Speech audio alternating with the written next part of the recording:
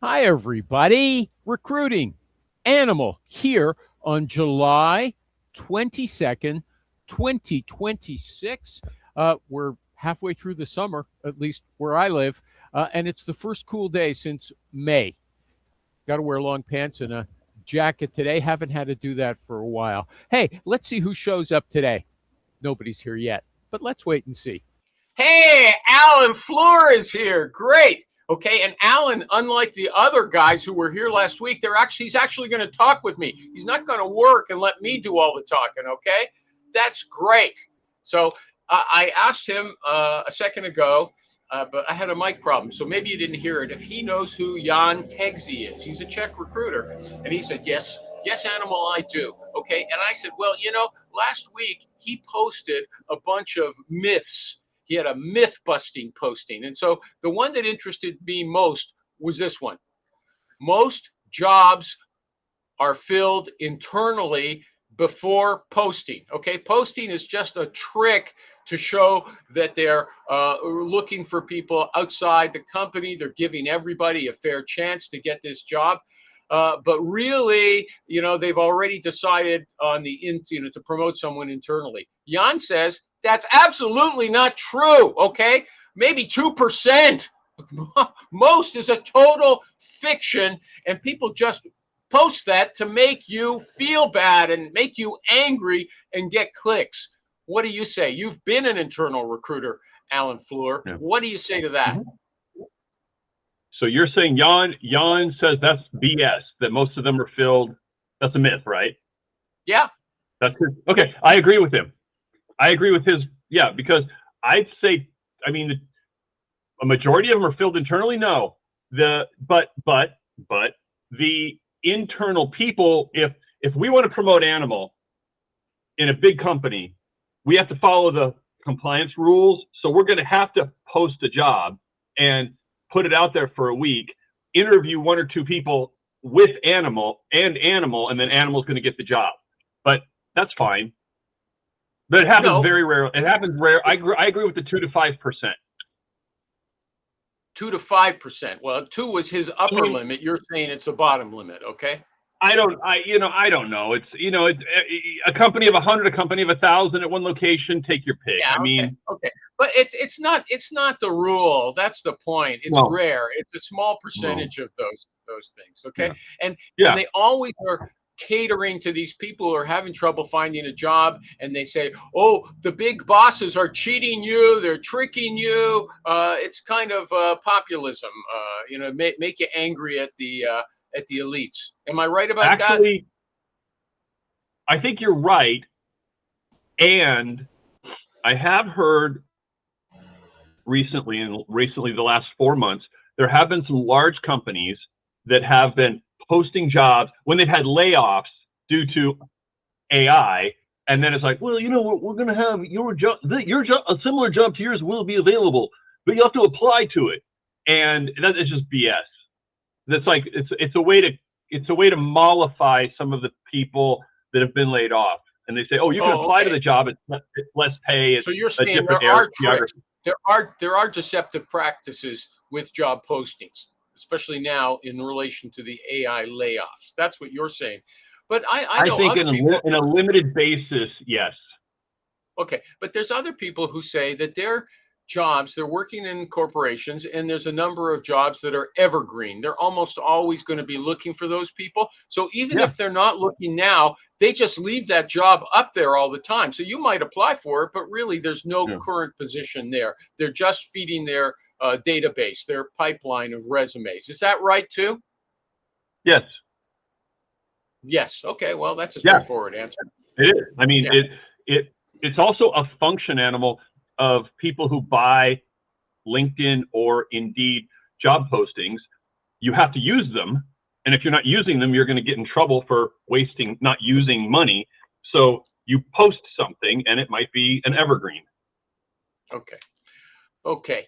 What about this? The anti-pitch job pitch. The anti-pitch job pitch. Don't sell people on the dream. If you call somebody up and you're trying to recruit that person as a candidate, don't tell them how wonderful it is. Hey, we got free Cokes and a ping pong table and free chips. No, lay out all the negatives and see if they flinch. Hey, there's no free food at this job. Okay, I want you to know that up front. Okay, as if that's the main thing they would take the job for. But what do you think about that? The anti-pitch pitch. I kind of like the idea. I don't know if it's a good idea though. What do you think? I think again, you hate this answer, Animal, but it depends on if it depends on the company. It depends on the situation. There was a bank I was at, and they were having layoffs, but they were so leading edge ahead of technology that I'm trying to recruit Animal as a database administrator, and I'd say, yeah, they've had some layoffs, but Animal, you and I mutually agree that your tech skills are 2 generations old. In 9 months, you will not be 2 behind. You will be 2 or 3 generations ahead, because this is the newest tech period, and that will make you marketable. So if you've got 6 months in the bank, if you don't have a lot of bills and debt, and your spouse is okay with it, then think about this and let me know. If you can't handle that stress, don't do it. But in 6 to 9 months, you will be ahead of everybody. What are you selling? What are you selling there? A job for less money? I'm selling them on. In tech, it's very important to be up on the current versions of everything. Yeah, but what's wrong with this job that you're pointing out to them? What's the anti-pitch there? It's 2008, and the bank is having layoffs because the crash is coming. Oh, okay. So you're trying to sell jobs in a company where they seems to be jobs are unstable. Is that what you're saying? Your job might only last 6 months, but so what? You're going to get a step ahead rather than job hunting during that time. Is that right? Is that what you're selling? That's part of it. And the other thing I said is, look, this bank has a 30% turnover, but for everybody I've met who left, who wasn't a jerk, they've got 2 job offers in this lousy economy. Oh, okay. So they generally have a lot of turnover. Okay, so yeah, this company it doesn't hold on to its people. There's a lot of churn going on there in their population, but don't worry about that, because you're still going to learn a ton there. Okay, it's like saying, Amazon is run like a military camp, but you know what?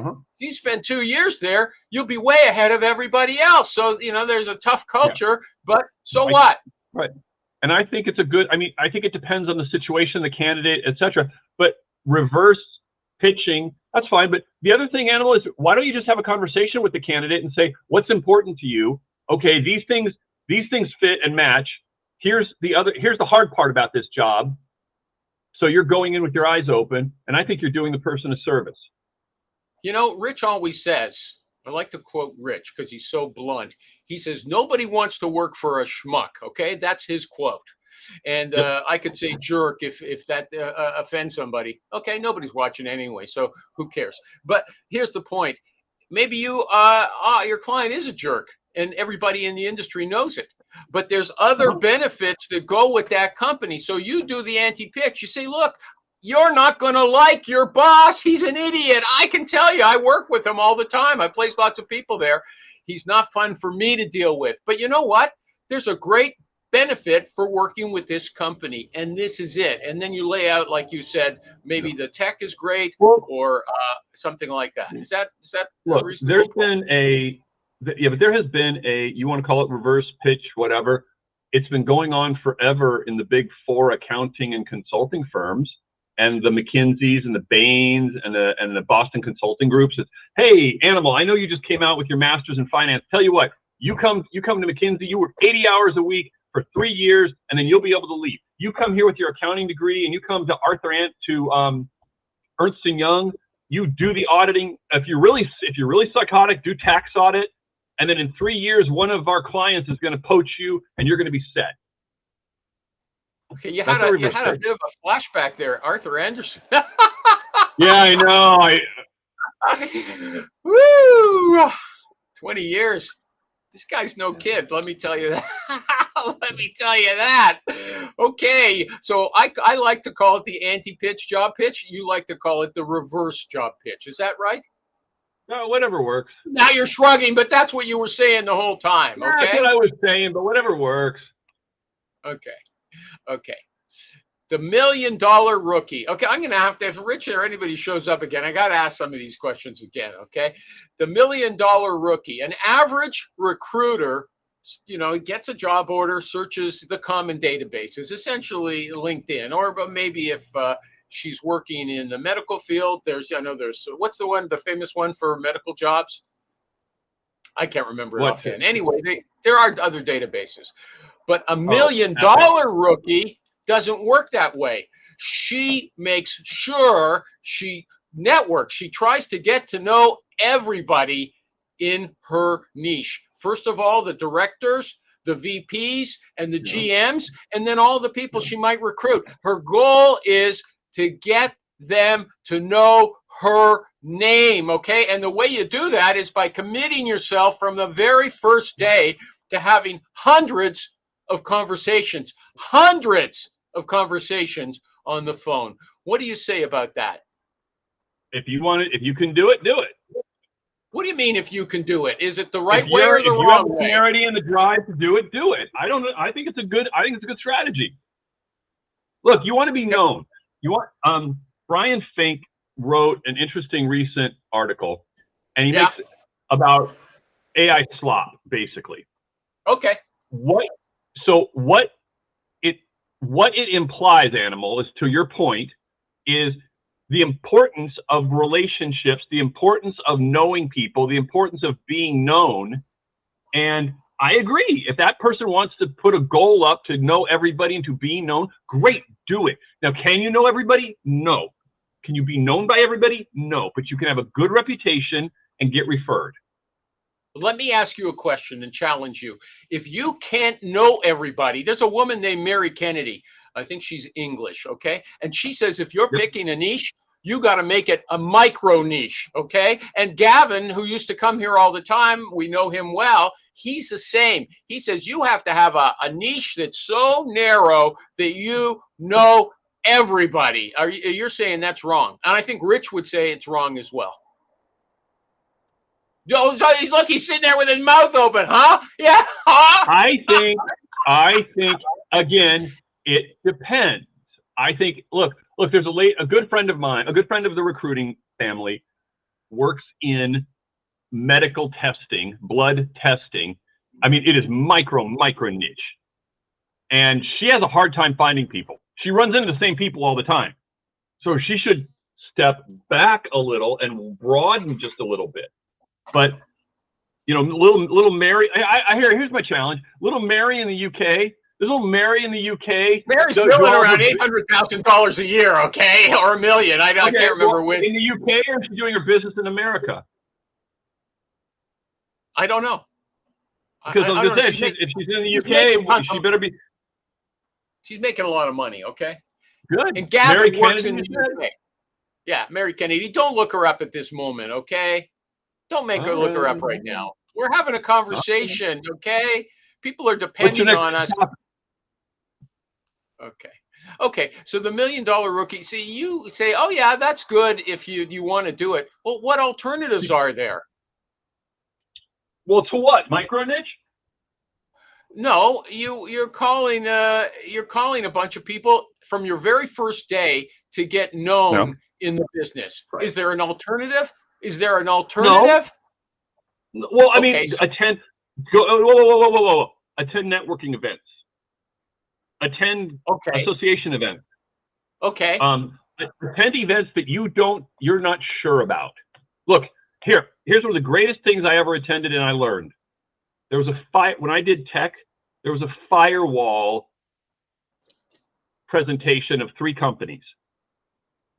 And they were the first 2 companies, and it was pretty full. I got a lot of business cards. And so I met a couple of people. Yep. But I learned that the third presenting company goes, yeah, we're going to tell you how good our firewall is. But before that, we're going to scare the bejeebers out of you about what it's going to cost if you get hacked. And at the end of it, everybody wanted to talk to company number 3. So I learned, not only did I meet people, I learned some stuff. If you know that your people play golf, maybe you pick up golf, you go to the driving range. If you know that you're in accounting, maybe you go to a local CPA conference thingy. I don't know, but do things that are a little different because everybody's on the phone, everybody's on LinkedIn. Go figure something out. Rich Rosen, America's Mhm. recruiter, Mhm. he recruits across the country, and he says Right. he never meets people. He's not going to go waste 2 hours, driving an hour or so there, an hour Right. back, and then Because that's of his phone niche. time. That's because What? of his niche. He does SaaS sales guys. Yeah. So they live on the phone. He can get a hold of them. That works. I'm in construction. I like to meet people, and that helps me build my legitimacy, and I get calls. Okay. It depends on your niche, your specialty. It depends what is valued. Okay, let me do the follow-up. Question. Do a follow-up, Animal. I'd like a follow-up.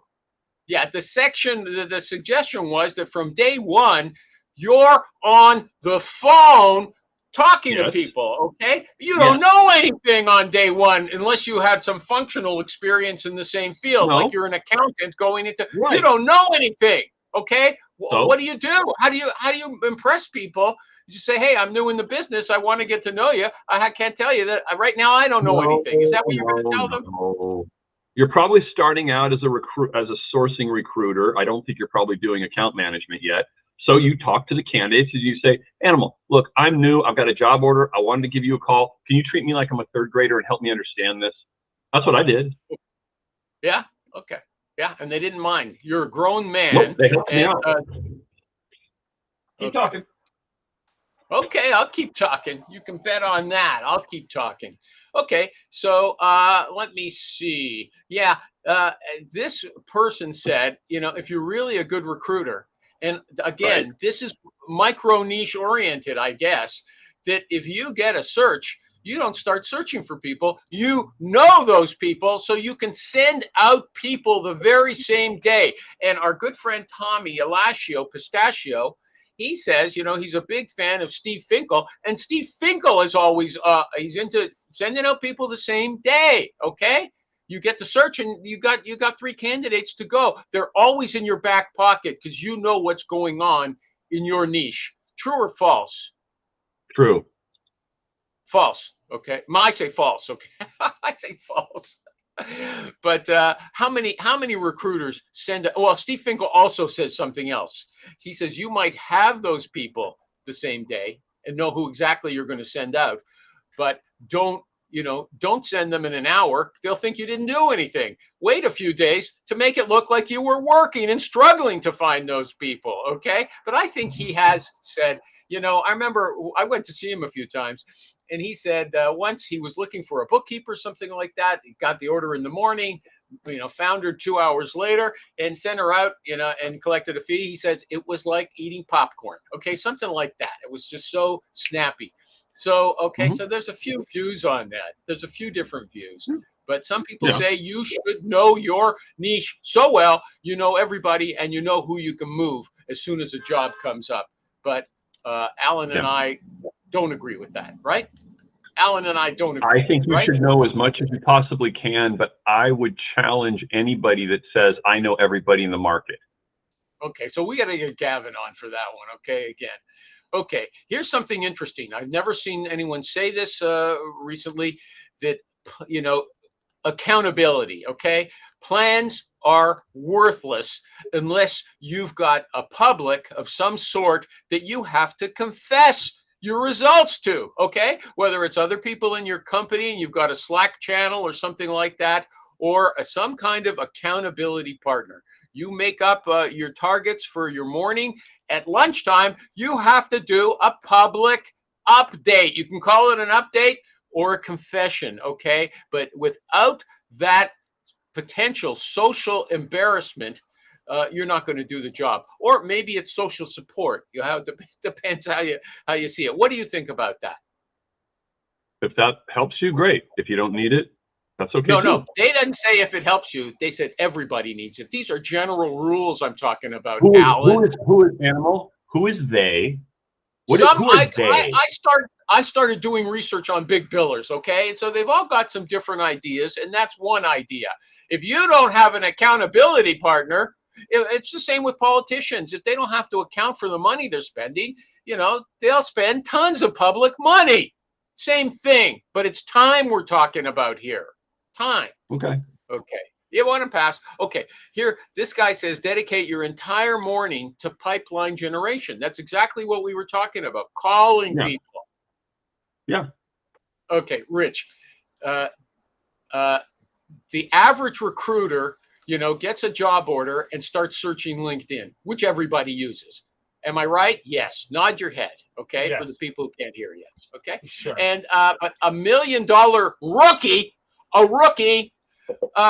she gets to know everyone in her niche. First of all, she works a micro niche like Gavin does, so it's possible to know everybody. And then she gets on the phone from day one, making sure that everybody knows her name.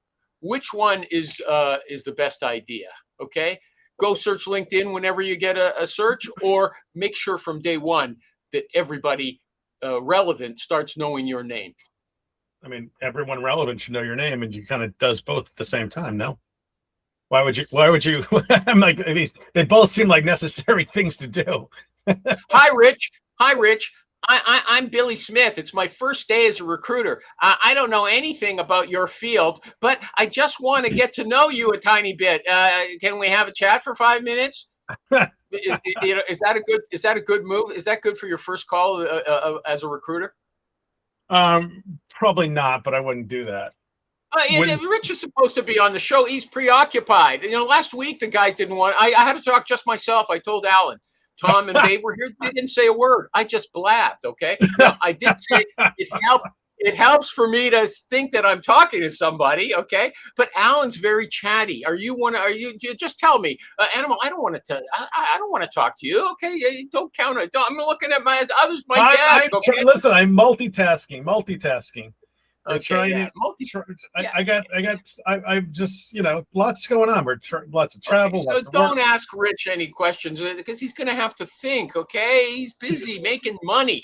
He is $1 million rookie. That's who I was thinking of. Okay, Ricky, what do you do? What was your first call, Rich, when you got on? And I got to tell you, everybody, if you don't know the story, he left all the old timers in his office in the dust, okay, and then dumped them after 6 months, okay, because he was number one. Rich is the person. Rich is the guy who should be able to tell us, Alan, what you do when it's your first day on the job as a recruiter. Do you start calling people willy-nilly and saying, "Hey, my name's Rich Rosen"? I want to get to know you. The first day on a job is you're going to call candidates and just reactivate dead candidates that are in your company's files. So just to get used to being on the phone, day one, are you calling? You're good point. I'll even say you're right. I hate to say that. Edit that out. Default. If you don't edit it out, I'm never coming back on.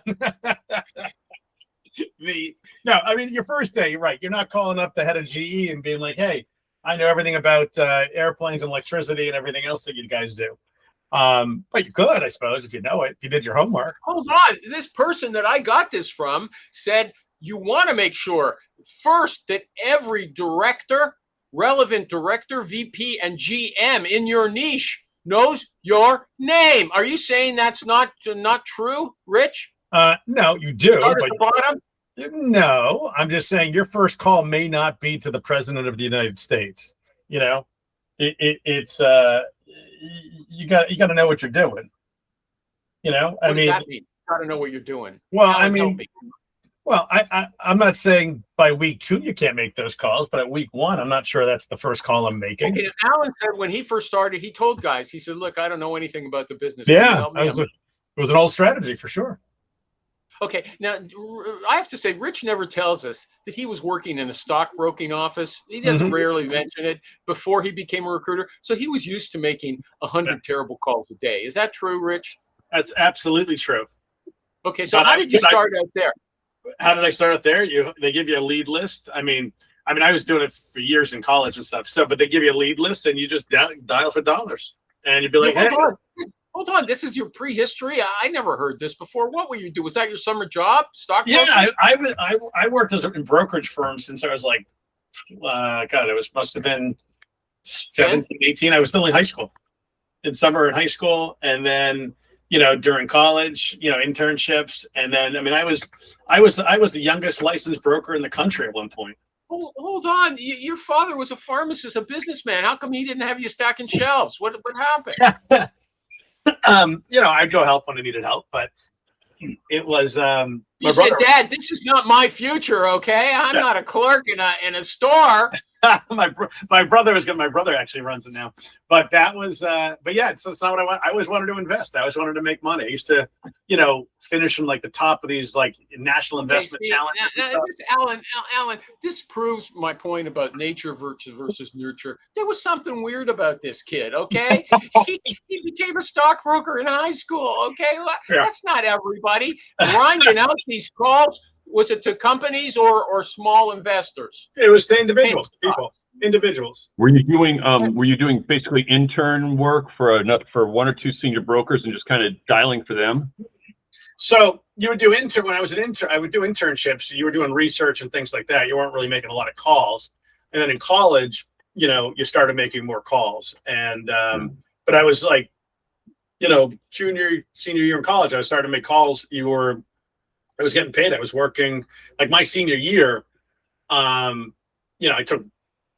basically took all my classes on a Wednesday, freshman, my first semester as a senior, and had like one class on my second, like my final semester. That was a nothing class, and just work full time.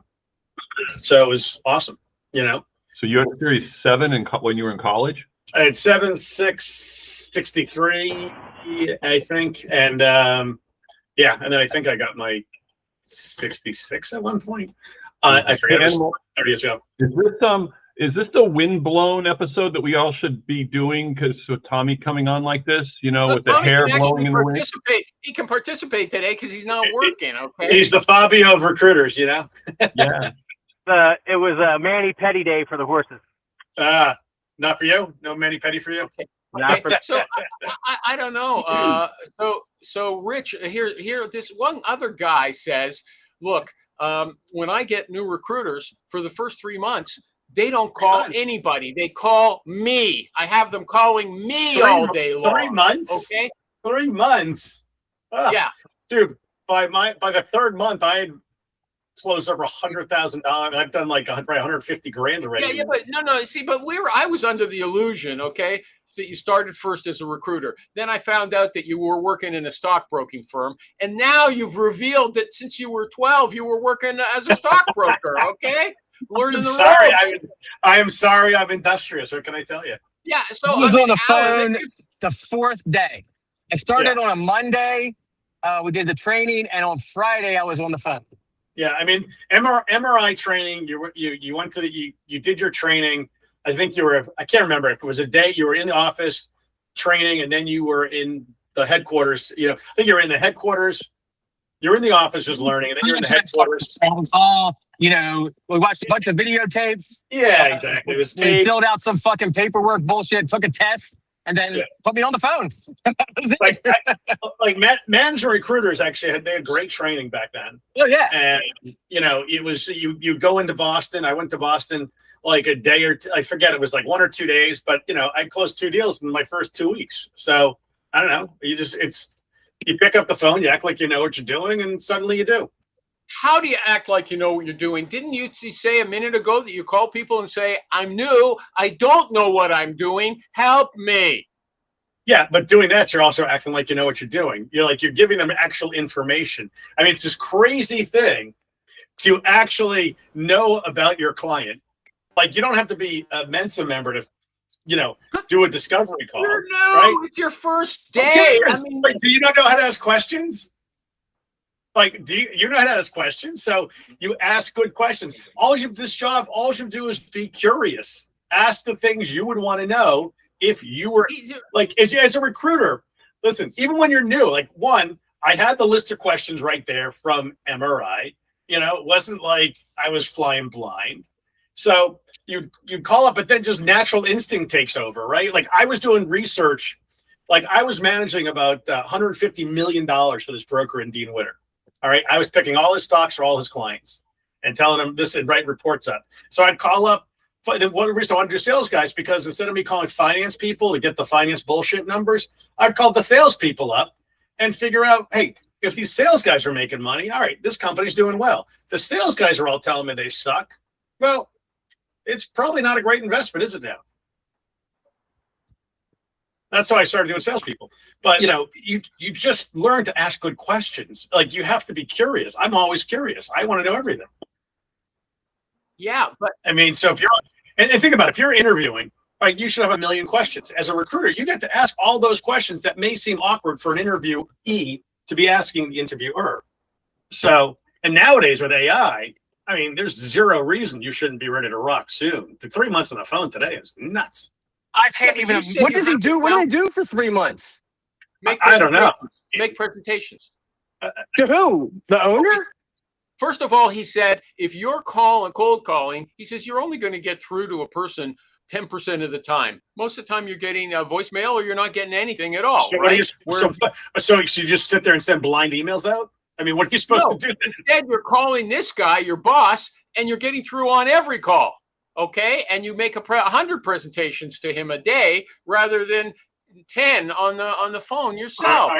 I guess I'd rather have these people making money, but I get the principle. I don't know about 3 months. I get it for a week, but it seems a bit ornery.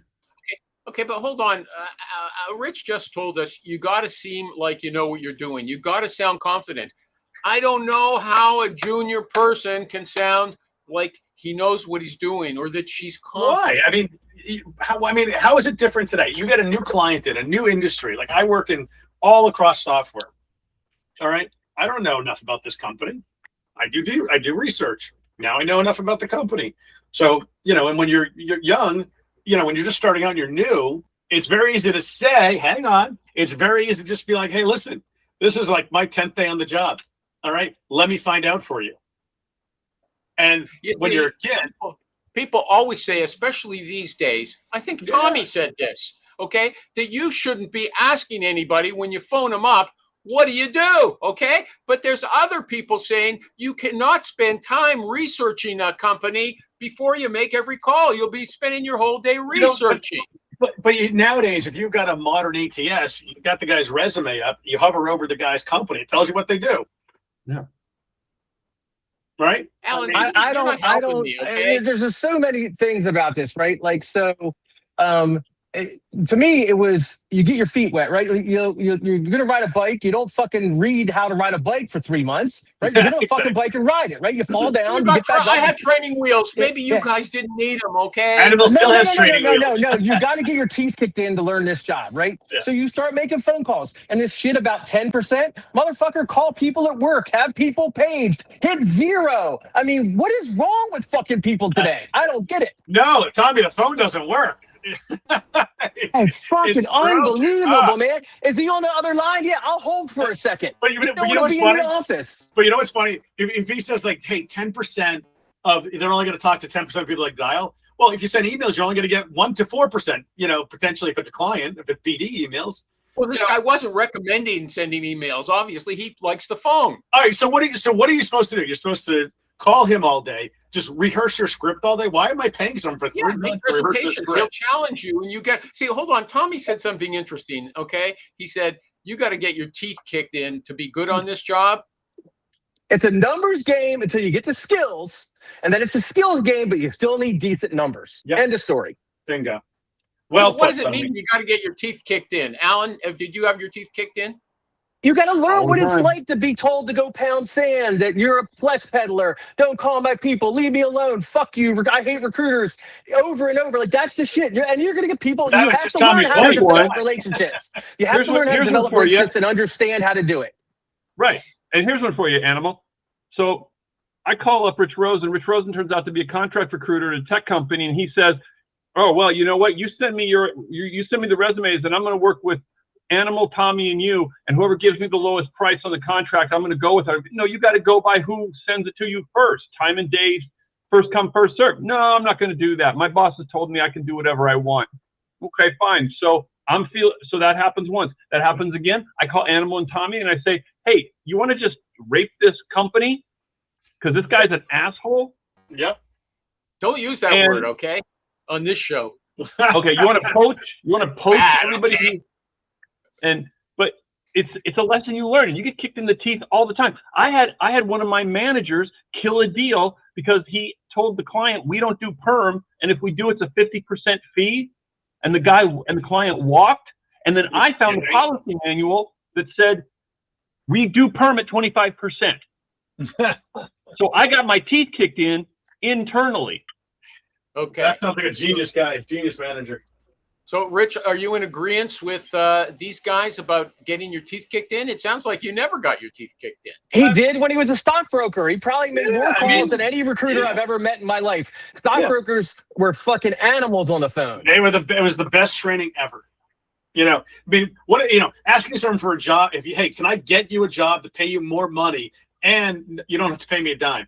Easy call. Calling up, hey, Tommy, I know you don't know me, but do you want to send me a check for $100,000? How about 10? You want to buy this stock you know nothing about? Yeah. Exactly. Though I got a cold call this morning for Shield.ai, which is a really hot company to buy stock in, actually. So take a look at Shield.ai. It's Anthony Scaramucci, just to tell you an aside, he said in the year 2000, he went to some conference, and Jeff Bezos, who nobody knew, made a presentation about Amazon, how he's just going to start with books and eventually plans to sell everything. And then the next guy who spoke was Charlie Munger, Warren Buffett's partner, and he said, I wouldn't touch that with a 10-foot pole. So Scaramucci said he was impressed by Jeff, but when he heard Charlie, who had all this experience, he didn't invest, so he left all kinds of money. And even Charlie and Warren Buffett are not right all the time. So the first day recruiter, I just think the sooner you get on the phone and pop your cherry, the better. I mean, you just got to get rid of get rid of the fear. These guys are making shake it off. Sexual metaphors. Okay, don't blame me for it. No, it's not even that, animal. It's really simple. It's action before feeling. Yeah, that's it. Action before feeling. Okay, that's your motto. model. Here it is. In Little League and in golf, in Little League, all the kids want to get to the batting cages. They can't. You got to get them fielding first. So what do? You get a bucket of balls, you toss them in the air, you have the kid hit the ball into a fence. Nobody has to run, nobody has to do anything. They do that. That's the guy who has his new recruiters phone him. That's the guy who has the new recruiters phone him. Okay, these kids are shooting. Yeah, he's lying. Really, Tommy? Nice find. It's a little old. I just, whenever I do. I mean, they just got like bro. I look at everything. No, I agree. I was looking at this morning. They just got like a $200 billion valuation or round of funding or some obscene amount of money. Okay. Do you see what's going on with that other one? The SpaceX, that fucking dropped pre-IPO price. Yeah, I mean, listen, pre-IPO stocks are not always wonderful buys. I bought some at one. I bought some at I want to talk about something Alan and I talked about before you guys got here. I called it the anti-pitch job pitch, and Alan called it the reverse job pitch. So you don't go in and sell people a dream. You go in and you tell them the negatives and see if they flinch. Okay? Does anybody lead with the 100%. Negatives? Yeah, 100%. No, you don't. I do. You call people. I got a great job for you. Yeah, no, I do this. Every job is different, animal.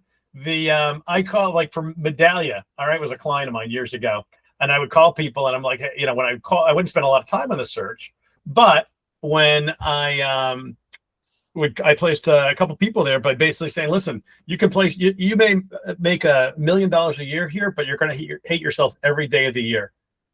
That's the only time I'm going to waste that is my entire pitch. I'm not going to waste any more time on the opportunity. It was a hot company, so people went. Why would they hate themselves, not their boss? Why would they hate themselves? Because it's a miserable place to work at the time. But they would grind people in. They would just grind people. So you always tell and on every podcast that Rich is on, he says nobody wants to work for a schmuck. But that means you would actually tell people, hey, the boss here is a schmuck, but you're going to make a lot of money. Is that? Well, it wasn't the boss. The hiring manager is a good guy. The company itself, the culture of the company was not a great place to be. People didn't care, though, because they just wanted to go for the money. It was a hot company at the time. Alan said he would say, look, recruit. I wouldn't do it. I wouldn't go work there. Okay, but he said, look, this company's got a reputation for turning people over. 30% of their people every 6 months. But the skills you're going to get in this job before they kick you out are going to set you up for a good future after that. Okay. So you can lead with, this is a company with a problem. Is that a good way to lead in that situation? Anybody want to talk about what Alan does? No? Okay. What did Alan? I missed what Alan did. Sorry. He tells them, look, they're going to kick you out of this place after 6 months, but what you'll learn there is worth a year or two at someplace else. What I told them, Rich, was it was a bank that didn't have leading edge tech. They had bleeding edge. They had servers collecting they had new servers collecting dust in the closets because they were bored with them. So the deal was, hey, look, the economy doesn't look good, but we've already agreed you are 2 or 3 generations back in technology. You come here and 2 things will happen. In 6 to 9 months, you will be equal and ahead of everybody. And number 2, if you're not an asshole, everybody that leaves here, fired or quit, it's not a jerk, has at least 2 job offers, even in this economy. Period. So if you've got 6 months in the bank, the point is, Alan, your point is it's not wrong. It's like if you're going to the company with the right technology, or there's like label snobs, right? You get these title queens who just like, hey, this guy's at company X, he must be good, which is why people want to go to the other company. Right. Not to jump around, but Tommy, the thing you sent on Reddit, I was just on the phone with a buddy of mine who's a VP at a company who's all they do is go for companies. They go and find stuff like this on Reddit and other places that are completely like fraudulent.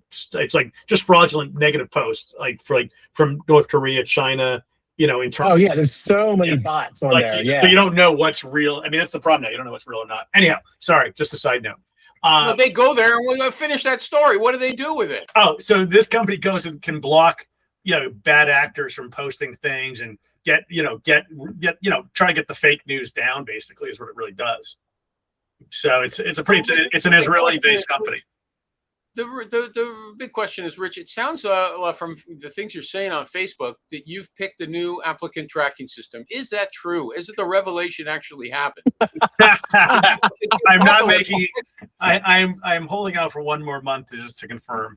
Oh, geez, I thought God had descended to earth already. Okay, no, but it ain't. No. This is the problem. All these ATSs they're young, they're flawed, and they need work. And none of them are moving fast enough, in my opinion. And they're all all these companies are passing around, stay away from Rich Rosen. He is a high maintenance client. Okay? You're want to work with this guy. Honestly, they should love to work with me because I make their shit good.